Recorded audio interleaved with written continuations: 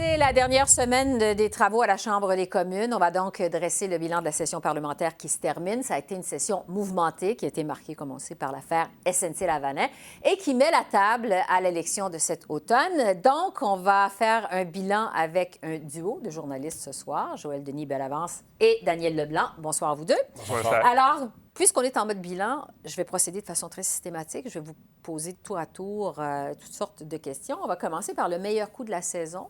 Joël Denis, selon vous, qu'est-ce que c'est? Moi, je vous dirais, si on regarde un peu plus globalement, je dirais que la gestion des relations Canada-États-Unis, je pense que ça, il faut, je pense, faire les louanges du gouvernement Trudeau qui a réussi à tirer son épingle du jeu, malgré un joueur, un président imprévisible qui adopte des politiques qui sont vraiment contraires aux intérêts du Canada, avec les tarifs sur l'acier, par exemple, qui ont été retirés par l'administration américaine. Donc, je ne crois pas, Esther, sincèrement, qu'aucun autre gouvernement aurait pu faire mieux ce qui a été fait à l'heure actuelle.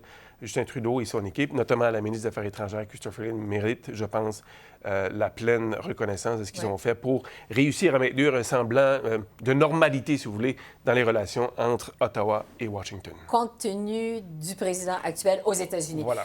Daniel, donc le meilleur coup de la session parlementaire, selon vous? Bien, c'est dans la même lignée. Oui. On l'a vu aujourd'hui, Justin, pour renchérir un peu ce que Joël disait aujourd'hui. Donc, il y a eu une rencontre entre Trump et Trudeau. Ça allait bien. On se rappelle, il y a un an, M. Trump était en avion puis il tweetait que M. Trudeau était faible. Moi, je pense que le meilleur coup, c'est le plus difficile, c'était de renégocier l'ALENA, d'avoir un nouvel accord qui semble satisfaire à peu près tout le monde. Il y a eu des reculs, mais c'était peut-être moins pire que prévu. C'était un dossier qui a vraiment fragilisé le gouvernement parce qu'on a senti, à la fin de tout ça, là, il avait tout donné. Ça a été un effort de tous les moments de la part du gouvernement. Il y a eu d'autres écueils par la suite avec l'Arabie saoudite, avec la Chine, mais ce dossier-là, ça a démontré un peu la volonté du gouvernement de travailler très fort sur des dossiers, d'aller chercher des éléments un peu progressistes qui ont pu aider en bout de ligne à aller chercher l'appui aussi des syndicats. Et les conservateurs s'y opposent. Oui. À peine. Si on se concentre sur l'actualité de la semaine, est-ce que la candidature de Stephen Guilbeault, qui vraisemblablement va être confirmée demain dans Laurier-Sainte-Marie, c'est un bon coup pour les libéraux? Je crois que oui, parce que ça permet au Parti libéral, je pense, de tenter de se redonner une crédibilité plus forte pour ce qui est des questions environnement. Voilà. D'autant plus qu'on sait que cette semaine également, on a confirmé que les travaux de construction pour agrandir le pipeline Trans Mountain iront de l'avant. Donc, ça ajoute un peu peut-être... oui, on va utiliser les profits liés à ce projet-là pour investir davantage dans les projets qui sont dits écologiques. Et si Stephen Guilbeault n'était pas à l'aise de défendre le gouvernement libéral, je crois qu'il n'aurait pas confirmé sa candidature aussi dans un délai aussi rapproché que l'annonce. Mais évidemment, il y aura à défendre ce projet-là. Mais je pense que Justin Trudeau souhaite que cette candidature renforce la crédibilité du gouvernement Trudeau pour ce qui est de son bilan environnemental. Parce que, Daniel, au départ, Stephen Guilbeault était contre Trans Mountain. Il est encore contre. Il est encore. Donc, globalement, ce qui est intéressant, c'est... Je pense que c'est réducteur de seulement analyser l'achat du pipeline. On s'entend qu'une politique environnementale, c'est pas... Si on n'avait pas acheté le pipeline, tout serait beau, puis là, on achète le pipeline, tout est noir. Donc, et je pense que M. Guilbeault, ce qu'il réussira à faire, c'est de se dire, il y a autre chose que le pipeline. Oui, le pipeline rajoute au bilan négatif ou ajoute un passif au dossier environnemental des libéraux, mais qu'il y a d'autres éléments dans tout ça, l'enjeu du plastique, l'électrification des transports. Et quand on compare au plan conservateur qui est sorti cette semaine, selon plusieurs environnementalistes, le plan libéral est plus ambitieux et peut-être plus concret. Donc, c'est de dire que c'est pas juste le pipeline, mais c'est sûr que M. Guilbeault n'annule pas tout le dommage que l'achat du pipeline a fait, entre autres au Québec, au sein des progressistes, au sein des environnementalistes, mais peut-être arrive à dire il y a autre chose aussi. C'est pas juste le pipeline qui fait en sorte que c'est bon ou pas bon. Je pense que ce sera la mission de Stephen Guilbeault de dire à ceux qui doutent maintenant du credo environnementaliste de Justin Trudeau, de mettre l'accent sur les autres choses dont parle Daniel, notamment l'électrification des transports, mais aussi l'investissement dans les transports en commun. Que c'est pas si contradictoire, finalement, son plan et qu'il y a une transition à faire entre la dépendance au pétrole et la dépendance aux énergies plus propres. Retour sur l'ensemble de la session parlementaire. Le moins bon coup de la session, Daniel? Bien, c'est sûr que c'est l'affaire SNC-Lavalin qui a retenu toute l'attention, qui a fait mal paraître Justin Trudeau, qui a nui à son image d'un chef progressiste, féministe, qui fait les choses différemment, qui n'a pas été réussi à trouver une façon de concilier des intérêts contradictoires. au sein de son gouvernement. Aussi un enjeu de transparence. On n'avait pas beaucoup parlé de l'accord de réparation. C'est une histoire qui est sortie d'un peu nulle part. Personne ne savait qu'il y avait ce débat-là à l'intérieur du gouvernement. Ouais. Donc, M. Trudeau, c'est sûr que c'est l'élément qui lui a fait le plus mal. Qui a duré très longtemps. Ouais. Ça lui a fait très mal dans les sondages. Ça a au moins enlevé... Pour les libéraux, je pense que globalement, c'est bon d'enlever l'aura d'invincibilité ou de mettre fin à cette idée-là d'une lune de miel, un gouvernement qui réussissait à passer à travers toutes les controverses. Ils en sont ressortis affaiblis. Est-ce que M. Trudeau aura appris des leçons? C'est à suivre. Tout à fait d'accord avec Daniel. C'est la débâcle. Je dirais que c'est une débâcle, ça, l'affaire SNC-Lavalin, parce que ça a entraîné une dégringolade dans les sondages pour les libéraux, dont ils ne se sont pas encore remis.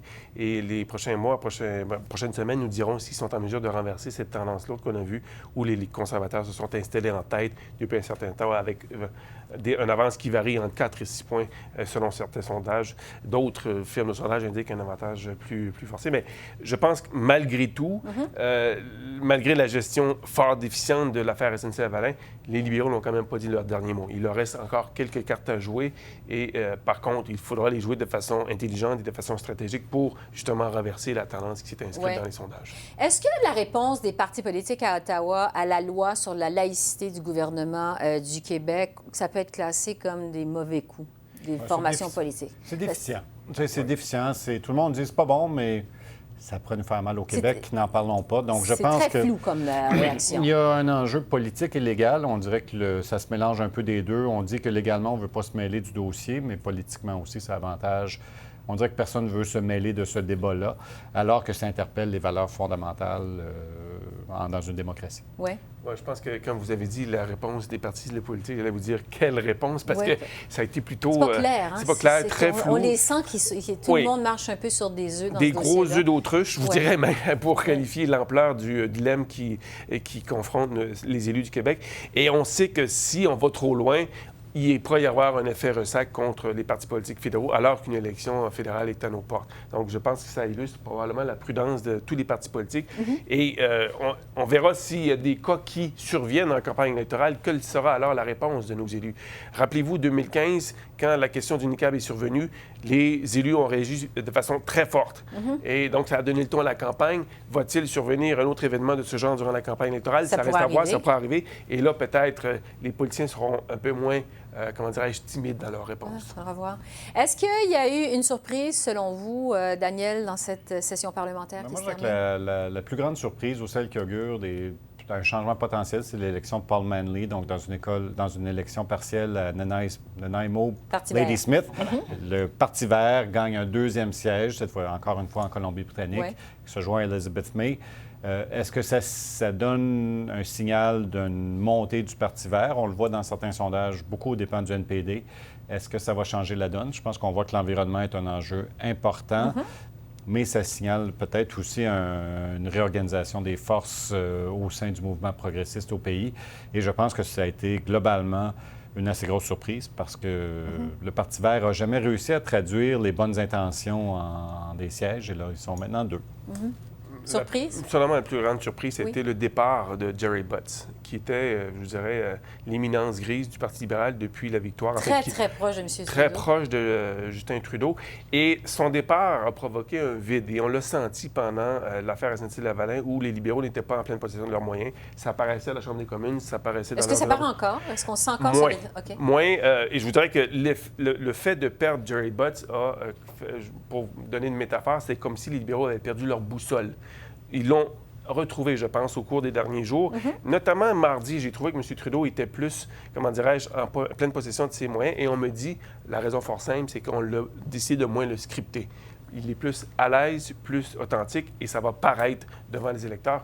Reste à voir si cette stratégie va fonctionner lors des prochaines élections, mais le départ de Gerry Butts a été, pour moi, je pense, une perte colossale pour les libéraux. Ils s'en sont ressentis, ils s'en remettent à peine. Aviez-vous quelque chose à ajouter là-dessus? Un peu, j'ai trouvé que M. Trudeau m'a dit l'enjeu économique. Je pense que l'enjeu environnement, l'autre grosse question de les prochaines campagnes, c'est l'économie. Et je voyais que les conservateurs voulaient aller sur le dossier de l'économie. M. Trudeau semble les attendre de pied ferme avec la création d'emplois l'emploi, la croissance, l'enjeu des déficits, les conservateurs ont reculé. Donc, je sentais M. Trudeau aussi très combatif cette semaine sur le dossier de l'environnement, mais aussi sur celui de l'économie. Bien, en fait, ça m'amène à vous poser la prochaine question. Quel va être le principal ou les principaux enjeux de la prochaine campagne électorale à ce stade-ci, selon vous, Joël Denis? Je vous dirais l'environnement. L'environnement, parce qu'on a, en tout cas, cette semaine, on parlait que de ça. Et c'est quand même assez intéressant de voir jusqu'à quel point cet enjeu a évolué depuis 5 ans au Canada. On en parle abondamment. Et quand un parti politique présente un plan pour s'attaquer au changement climatique, tous les autres partis sentent l'obligation d'y réagir. Hier, ça a été Andrew Scheer qui a présenté son plan et les autres partis ont voulu réagir rapidement pour commenter l'affaire. Et donc, ça s'impose. Et d'autant plus que cet enjeu est un enjeu qui préoccupe énormément les jeunes, les milléniaux, ceux qui peuvent aller voter et faire une différence dans une élection. L'élection 2015 a démontré que c'est un bloc important, un bloc qui a permis à Justin Trudeau de passer de la 3e place à la 1re place parce qu'il a su avoir l'appui solide des jeunes milléniaux. Et donc, cette clientèle-là pourrait faire la différence, je pense, lors de la prochaine campagne électorale si on met de l'avant des politiques environnementales qui sauront les rassurer. Daniel, est-ce que vous pensez que c'est l'environnement qui va être le principal enjeu? Aussi, mais je pense que les gens vont regarder aussi les chefs, voir... On a beaucoup vu M. Trudeau depuis 4 ans. Je pense qu'on n'a jamais vu un premier ministre être autant mis de l'avant par un gouvernement. Il est là à tous les instants. La comparaison avec M. Scheer, la comparaison des plateformes, il ne faut pas oublier, moi j'ai l'impression que les deux partis vont vouloir offrir des nouvelles mesures pour peut-être mettre un peu d'argent dans les poches des gens. La philosophie des différents partis, jusqu'à date, ça s'oppose sur beaucoup d'enjeux, mais je pense qu'il reste encore d'autres éléments à voir. Un, comment est-ce que M. Scheer agit en campagne électorale? Est-il un bon campaigner, comme on dit? Mais aussi les plateformes, qu'est-ce que les partis vont présenter? De quelle façon est-ce que tout le monde cherche de ce temps-ci à trouver une façon d'attirer les votes, mais aussi de trouver une façon d'intéresser les gens à la politique fédérale. Et pour l'instant, je pense qu'il va y avoir d'autres enjeux aussi qu'on ne connaît pas encore dans les plateformes qui vont... Il nous reste un peu plus que 2 minutes. Je veux vous entendre sur les défis des chefs. En fait, quel est le chef qui, alors qu'en revenant après les vacances d'été, on va s'engager dans la campagne électorale, a le plus grand défi en regard de cette campagne électorale-là? Justin Trudeau, parce qu'il est premier ministre, qu'il est premier ministre donc sortant, et qu'il doit stabiliser la base du Parti libéral. Et ça, il y avait tout le printemps pour le faire, il n'a pas réussi à le faire. Il y aura l'été pour tenter de renverser une tendance, mais à l'heure actuelle, je vous dirais qu'il y a certains libéraux qui sont un peu inquiets de la tournure des événements.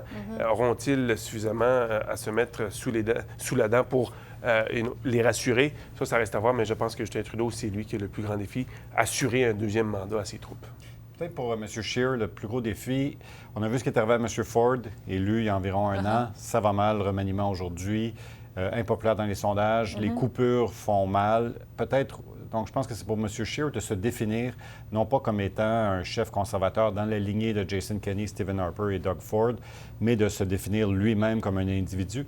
Je pense que le temps commence à presser aussi pour les conservateurs de vraiment expliquer qui est Andrew Scheer, quel genre de personne il est. On sent qu'ils veulent le faire, mais je pense que les Canadiens ont encore avantage à mieux connaître M. Scheer avant de se faire une idée. Comme autre défi, j'avais dit pour M. Singh se faire connaître, démontrer qu'il s'inscrit dans la continuité du NPD comme digne successeur, M. Mulcair, M. Layton. Qu'est-ce que vous en pensez?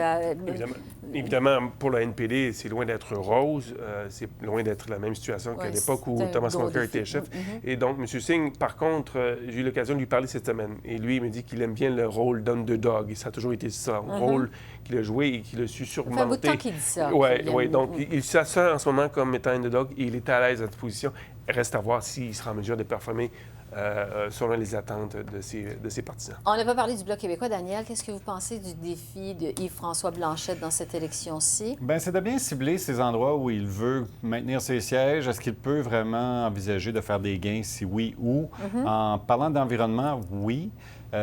C'est de démontrer que le Bloc est efficace, pas juste dans des gouvernements minoritaires, que s'il y a un gouvernement majoritaire, que le Bloc a vraiment un impact sur un enjeu, par exemple, comme l'environnement. Est-ce que les gens vont vouloir voter pour un parti qui a seulement des sièges au Québec ou est-ce qu'on va voter pour un parti qui risque de former le gouvernement. Donc, c'est de toujours la fameuse raison d'être du Bloc québécois. Ouais. Quel est le pouvoir du Bloc et de convaincre les Québécois que le Bloc a encore un rôle à Ottawa? C'est ça, exactement. Madame May peut-être poursuivre sur sa lancée parce qu'il semble y avoir un mouvement dans les sondages depuis quelques semaines pour le Parti vert.